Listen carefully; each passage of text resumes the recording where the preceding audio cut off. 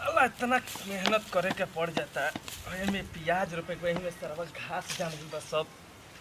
ऐसा ही सब लड़का उइका बड़ा सब अभी से घरे सुतल हुई असन है 4 बजे से आके सब कबारत तनी ओकनी के बुझा था का करी रहे एगो मेहरानू हमरो वो सलाकती का रहे तो साथ देत रहे कैसे हम लेकिन वो भगवान के प्यारा हो गल हम का करी बुझाते नहीं खे इनमें सब लकड़ा लकड़ी सब लड़का उड़का फेंक देता रसन बुझाते नहीं खे कहम कनी के चलसन तनी काम कर दसन तो कहसन जाके कर ना अब बोल बुढ़ारी में सब काम होता हमारा से लेकिन कनी के बुझाई का करी करे के पड़ जाता ना ये सब करब तो खाए हुए के मिलबे न करी आ ना मिली तो कहसन पापा देखो कुछ करते नहीं कन लेकिन बुझाता कुछ साला हैरान हो जाता नहीं बन के बुझाता कुछ सही कपार दुखाते एगो हमार हाथ भी दुखाता एगो बुखार लगा जाता राती में अपन के बेटन से कुछ कहत नहीं कि कुछ ना कहम तो कनियो कहियो सन कि देखो पापा हमारा के कुछ नहीं खन करत का करी बाप रे बाप कितना काम करे पड़ता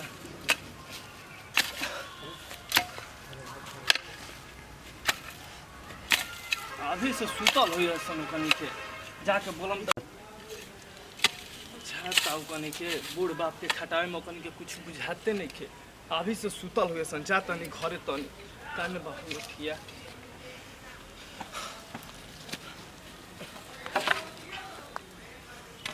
जा तनी देखो तनी बेटी चोदवनी क्या करता हो अभी से सुतल हुए सन तनी के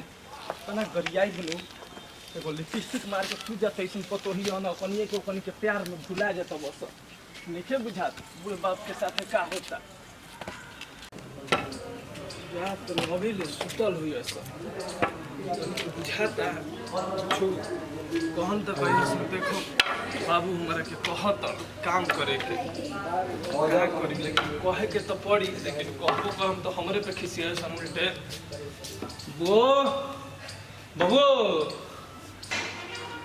राज बबू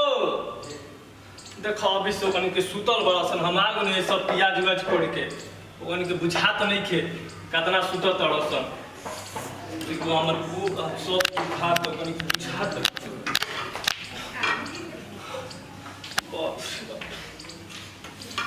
आदि के काम कैसे करवाओ तो सब बूढ़ आदमी को ओकनी के बुझात कुछ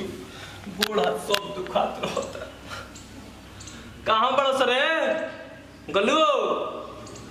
सुनो तो सोन सुतल बड़ा सोन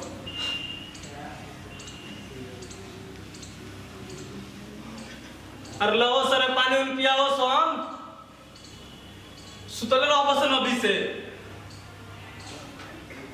बबू कि का करो तो सोन कुछ कोनो कोनो कुछ नहीं के बोलत सब अभी से सुतल बड़ा सोन अरे बाबूजी पर दुखा का बाबूजी अब का वो कहां बड़ा सोन बबू अब कहां बड़ा सोन पता नहीं कि कब सवेरे दवा खाएगा छोड़ो हम दवा ले तो दुखा तो नहीं थे अब दवा ले खाना वाला बनैले बड़ू तो खाना कब का बना के इंतजार में तो कहां चल गेल नहीं देखो ना खेतवा कोड़म तो सब नान होई सब कोई के रोपा गई देखी आप उठा गए बनी सब पहले कोनो जरूरत देखे उ लोग समझा जा तू तो बाड़ू तो तू समझा तड़ ओकनियों को समझाओ ना ओकनी के नालायक हो गल बड़ा ओकनी कुछ बुझाता हम कुछ कहते तो हमर बतिए नहीं का सम्मान जब बाप के बात जे ना मानी मेहरारू की बात कैसे मानी अब हम का कहीं हमरे कुछ नहीं के बुझा लेकिन वो जब वो सब की चिंता नहीं की तो आपको चिंता करे की जरूरत नहीं की ठीक ना जो हमने खाता नहीं के वो आपको खाए ओकनी के बुझाता दिमाग से कुछ अच्छा दिन भर सुता रहता है तो प्यास वाला ए छत को अभी कहां बड़ा सो छत को पानी लेके आओ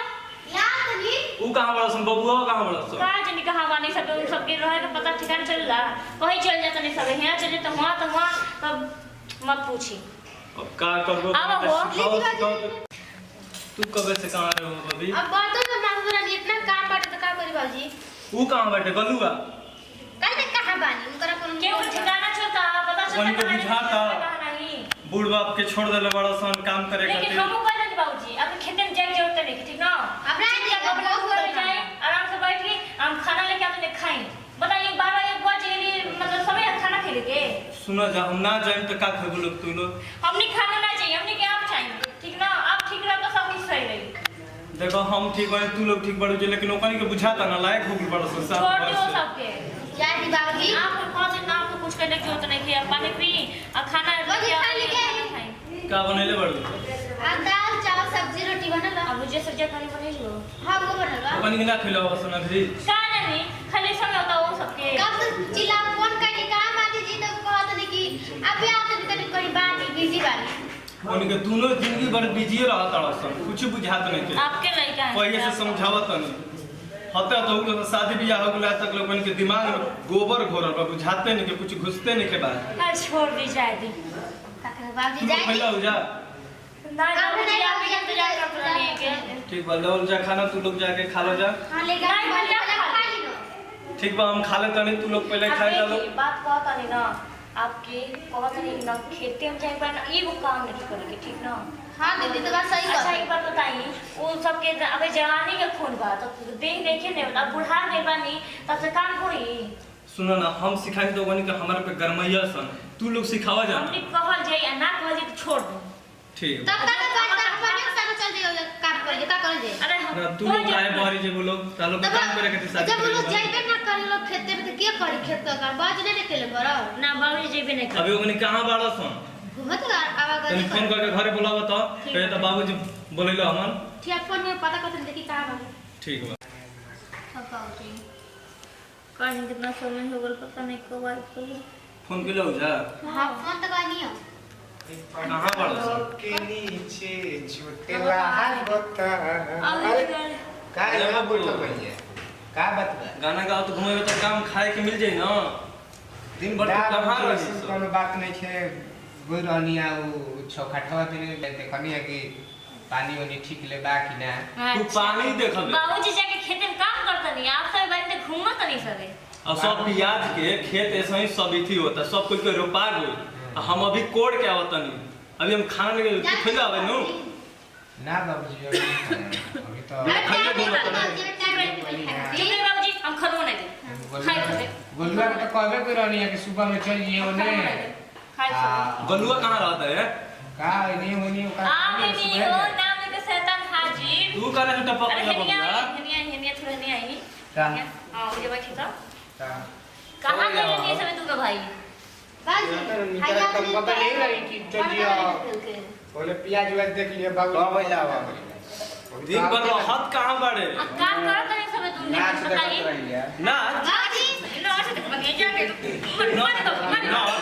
मन बाबूजी मां नाच देखे तोरा के बतुआ कहले रही रे तोरा नाच नहीं देखे के उनके के दोनों का तरह मारम नु घर में बाबू जी कैसे चल गए रहे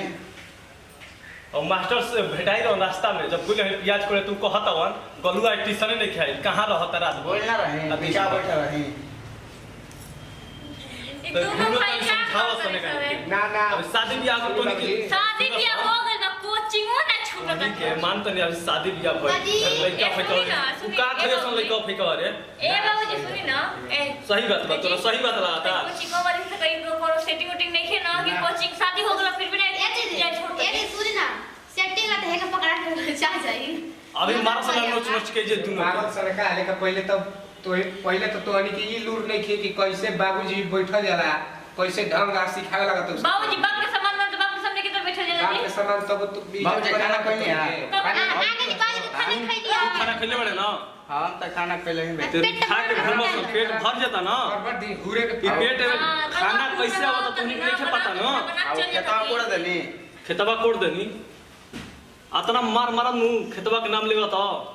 तो कहां रहो दिन भर एने ओने नाच देखे चल जी बस लेकिन खेत कोड़े ना जी बस हां इनका के काहे लगे कोचिंग करे इनका के सुबह सिखले रही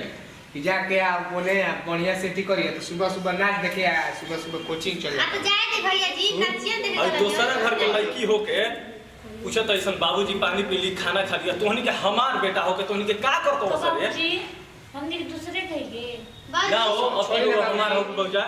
बात बानी काल से रोगा कान धंधा पे जाइलो ठीक बनू काल से कोई छे अरे तोनी के खाना दाना बना के बाबूजी के गोड़ हाथ दबा के बढ़िया से रख दे हमनी के तोरा मेहरानू ने बता दे ना ठीक अपने बनू? आप के ये तो समझ अरे सुन एखनी के तू एक को पैर एखनी के धके दोनों कोनो आंटी ने किसन करल आ गलत काम ने का किसन बाबूजी करल बात सुनी तू हनी के सुनस हन बाबूजी हम कतरा समझावत हनी बोले हमारी बात सुनी काल से मेरा काम पर से जाएंगे ठीक बा काल से जाएंगे देखिए काल से ते बात सुन अब तोरा के काल हम आज बताई हां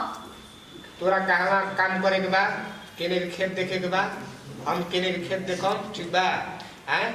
हां बाबूजी होगा तोनी के घर बाबूजी के हमने घर के संभाल सुना जा बबुआ खाना दाना बना के खिया दे नीरज हम घर में रहम ठीक बा लेकिन काल हो जब खेत कोड़ले बने में पानी पटावे के बा ना ना सब हो जी हम पटा पानी दे पट जाए हम पटा दे आ तोरा सुन कोई नाची देखे चले बड़ा नहीं तो नाचे देखे जो तू नाचे देखे टीसन के तो जाके पटा दे टी-शर्ट पहन के का करो एक लड़का के बात नमस्कार प्रणाम भैया लोग हम सिंगर नीरज पटेल आप सब देखे वाला वीडियो के पर्च में गोल लगा तनी ये हमार जो ना वीडियो में यहाँ सब बानी लोग पूरा अपन टीम है टीम है हमारे चैनल के नाम है पटेल इंटरटेनमेंट म्यूजिक शेयर करी जा कमेंट करी जा लाइक करी जा और चैनल के सब्सक्राइब करना ना भूलो बेल आइकन घंटी जरूर दबाइए धन्यवाद धन्यवाद एक के साथ दी विदाई अगले वीडियो में फिर से मिल जाए